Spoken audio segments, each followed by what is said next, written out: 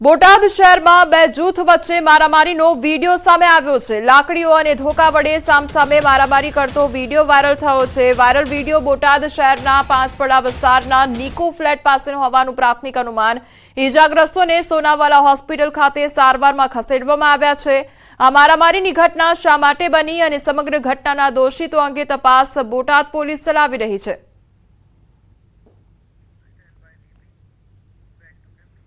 રાજકોટના કુવાડવામાં ફાયરિંગ કરનારની ધરપકડ કરવામાં આવી છે। કુવાડવામાં ગોડાઉનની છત પરથી ફાયરિંગ કરતો વિડીયો વાયરલ થયો હતો। પોલીસે વિડીયોના આધારે નવાગામના મફતિયાપરામાં રહેતા અજય ઉર્ફે અજુ ઝાપડા નામના આરોપીની ધરપકડ કરી। આરોપીએ પોતાના પરવાનાવાળા હથિયારમાંથી 5 રાઉન્ડ હવામાં ફાયર કર્યા હોવાનું સામે આવ્યું। હાલ કુવાડવા પોલીસે આરોપીની ધરપકડ કરી કાર્યવાહી હાથ ધરી છે।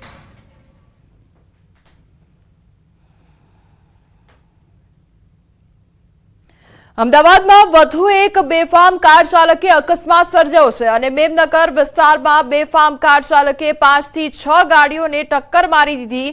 બેફામ કાર ચાલકે અકસ્માત સર્જતા 5 જેટલા લોકો ઈજાગ્રસ્ત થયા છે।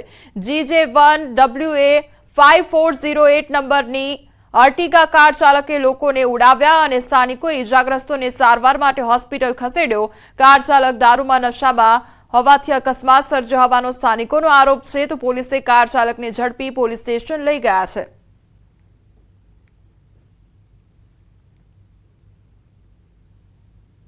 એક્સિડન્ટ થયો છે। અર્ટિગા ગાડી છે।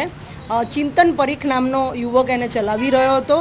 અહીંયા પાર્ક કરેલી 3 ગાડીઓ, 3 ટુ વ્હીલર જે ચાલુ હતા અને 2 રાહદારીઓ, આટલાને એમણે હડફેટે લીધા છે। ગાડીની સ્પીડ કેટલી હતી, આરોપીએ પીધેલ હતો કે નહીં, અને ગાડીની સ્પીડ વધતા એક્સિડન્ટ કઈ રીતે થયો છે એની પણ સીસીટીવી ફૂટેજ લેવાનો પ્રયત્ન કરી રહ્યા છીએ। ચિંતન પરીખને હાલ ઇન્ટ્રોગેશનમાં લઈ લીધો છે આપણે, અને સ્પીડનો પણ ખ્યાલ આવી જશે। એનો આલ્કોહોલનો ટેસ્ટ પણ અમે કરાવી લઈશું, અને બાકીની જે કંઈ તપાસ છે અત્યારે હાલ અમે કરી રહ્યા છીએ હોસ્પિટલમાંથી, અને બધે તપાસ કરતાં હાલ તો 4 ઇન્જર્ડનું અમને માલુમ પડ્યું છે। સુરતમાં 30 લક્ઝરી કાર સાથે નબીરાઓના સીન સપાટા સામે આવ્યા છે। મંત્રીનો પણ ન હોય એવો કાફલો રસ્તા પર નીકળ્યો છે। જો કે આ વાતથી પોલીસ પણ અજાણ હતી। નબીરાઓ 30 જેટલી BMW, મર્સિડીઝ, સ્કોડા જેવી લક્ઝરી કાર સાથે રેલી કરી સ્ટંટબાજી કરી હોવાનો વિડીયો સોશિયલ મીડિયામાં વાયરલ થયો છે। આ તમામ નબીરાઓ ઓલપાડના કુંકણી ગામમાં આવેલ ફાઉન્ટન હેડ સ્કૂલમાં ધોરણ 12માં અભ્યાસ કરે છે। આ વિડીયો અંગે શાળાએ પણ હાથ ઊંચા કરી દીધા છે। તો આ 12મા ધોરણમાં અભ્યાસ કરતા વિદ્યાર્થીઓ છે અને તેમના દ્વારા લક્ઝુરિયસ કાર લઈને તે લોકો દ્વારા કારનો કાફલો કાઢવામાં આવ્યો છે। આ કોઈ મંત્રીનો કાફલો નહીં, પરંતુ ધોરણ 12માં અભ્યાસ કરતા વિદ્યાર્થીઓનો કાફલો છે। ये हम लोग डिस्कस कर रहे हैं कि हमारा ग्रेड 12 का फेयरवेल हुआ शुक्रवार को 7 तारीख को, और उसमें कुछ लड़कों ने एक कॉन्वॉय जैसा निकाला रोड पे, और वो सोशल मीडिया में काफ़ी हाईलाइट हुआ है, नेगेटिवली हाईलाइट हुआ है, और उसमें क्लियरली दिख रहा है कि कुछ चीज़ें जो बच्चों ने की है, लड़कों ने की है, वो सही नहीं है। ફાઉન્ટેન સ્કૂલ પાસે જે છોકરાઓનો વિડીયો વાયરલ થયો છે કારોના કાફલા સાથે, એના પર ચોક્કસપણે અત્યારે પોલીસ સ્ટેશન દ્વારા તપાસ હાથ ધરવામાં આવી છે, અને જેટલી પણ MV એક્ટની કલમો અને IPCની કલમો હશે એ વેરીફાઈ કરીને ચોક્કસપણે એમના વિરુદ્ધ શિક્ષાત્મક કાર્યવાહી કરવામાં આવશે। સુરતના લસકાણામાં હિટ એન્ડ રનનો મામલો સામે આવ્યો હતો, જેને લઈને પોલીસે આરોપીનું સરઘસ કાઢ્યું। પોલીસે આરોપી કીર્તન ડાખરાને સાથે રાખી ઘટનાનું રિકન્સ્ટ્રક્શન કર્યું। સમગ્ર મામલે પોલીસે મનુષ્યવધનો ગુનો નોંધ્યો।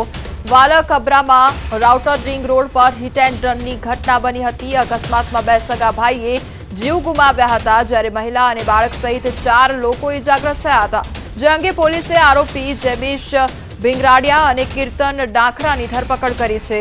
જ્યારે ઘટનામાં કીર્તનના પિતા મનોજ ડાખરા, નેમી લુખી અને ધ્રુવ પોલીસ પકડથી દૂર છે।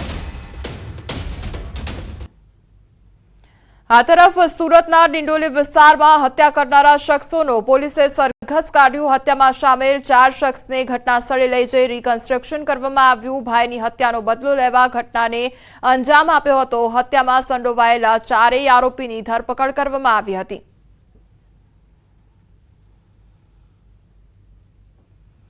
તો આરોપીઓનું સરઘસ કાઢવામાં આવ્યું છે. સુરતના આ દ્રશ્યો કે જ્યાં ચારેય આરોપીની ધરપકડ કરવામાં આવી અને ત્યારબાદ જે સરઘસ છે તે કાઢવામાં આવ્યું. હિટ એન્ડ રનની ઘટનામાં જે અકસ્માત સર્જ્યો હતો તે આરોપીઓનું પણ સરઘસ કાઢવામાં આવ્યું. આ સાથે જે હત્યાનો બનાવ સામે આવ્યો હતો સુરત વિસ્તારમાં તે આરોપીઓનું પણ સરઘસ કાઢવામાં આવ્યું છે.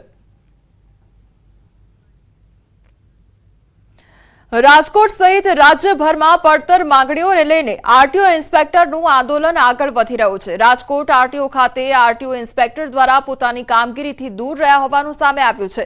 આરટીઓ ઇન્સ્પેક્ટર દ્વારા નો લોગિન ડે અંતર્ગત વિરોધ નોંધાવવામાં આવ્યો છે અને પડતર પ્રશ્નોને લઈ સરકાર સામે જંગ ચાલી રહ્યો છે. તો બીજી તરફ આરટીઓ ઇન્સ્પેક્ટરો કામગીરીથી દૂર રહેતા અરજદારોને ભારે હાલાકીનો સામનો કરવો પડી રહ્યો હોવાનું સામે આવ્યું છે. ટેસ્ટ ડ્રાઈવ આપવા આવનાર તેમજ લાયસન્સ રિન્યુ માટે આરટીઓ ખાતે આવનારા વ્યક્તિઓને ધક્કા ખાવા પડતા હોવાનું સામે આવ્યું છે.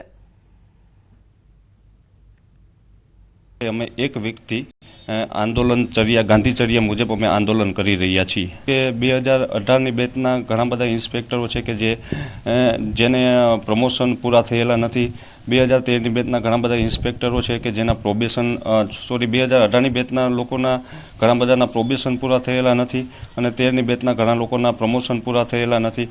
આવી બધી ઘણી બધી 12 થી 13 મુદ્દાઓ છે જેઓની અમારી માંગણી છે જે અત્યાર સુધી સંતોષાયેલ નથી. સમાચારોમાં આગળ વધીએ તે પહેલા રોકાઈશું એક બ્રેક માટે.